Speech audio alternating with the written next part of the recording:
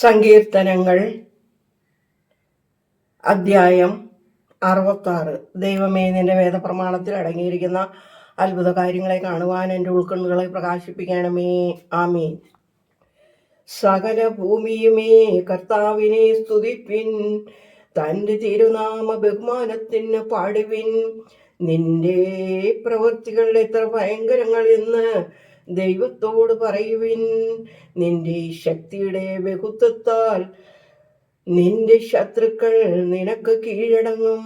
ഭൂമി മുഴുവനിൽ നിന്നുള്ളവർ നിന്നെ വന്ദിച്ച് നിനക്ക് പാടി തിരുനാമത്തെ എന്നേക്കും സ്തുതിക്കും. വരുവിൻ, ദൈവത്തിൻ്റെ ക്രിയകളെ കാൺമിൻ. മനുഷ്യരുടെ ഇടയിൽ തൻ്റെ അത്ഭുതങ്ങൾ വളരെയാകുന്നു എന്ന് അവർ പറയും. താൻ സമുദ്രത്തെ കരയാക്കി തീർത്തു, അവർ കാൽനടയായി നദി കടന്നു. അവിടെ അവനിൽ ഞങ്ങൾ സന്തോഷിക്കുകയും ചെയ്തു. താൻ തൻ്റെ ശക്തിയാൽ എന്നേക്കും അധികാരം നടത്തുന്നു. തൻ്റെ കണ്ണുകൾ ജാതികളെ നോക്കുന്നു. മത്സരക്കാർ എന്നേക്കും ഉയർന്നിരിക്കയില്ല.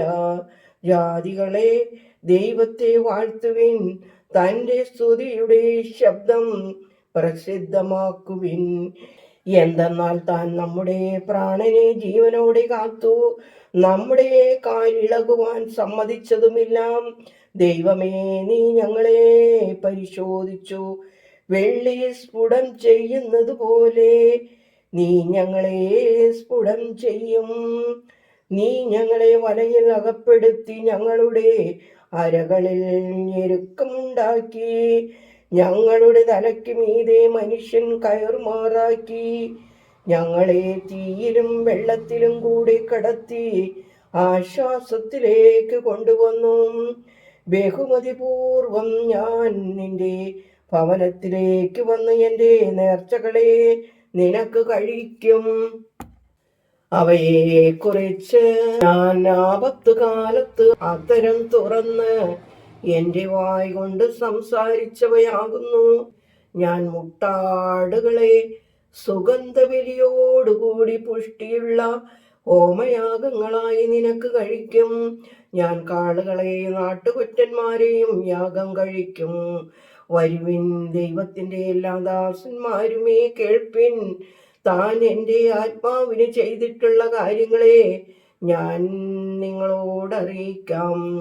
ഞാൻ എൻ്റെ വായ് കൊണ്ട് തന്നെ വിളിച്ചു, താൻ എന്നോട് ഉത്തരമരുളി. ഞാൻ എൻ്റെ നാവ് കൊണ്ട് തന്നെ പുകഴ്ത്തുകയും ചെയ്തു.